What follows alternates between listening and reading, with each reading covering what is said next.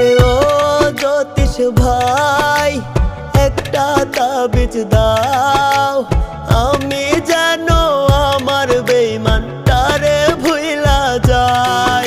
আরে ও জ্যোতিষ ভাই একটা তাবিজ দাও।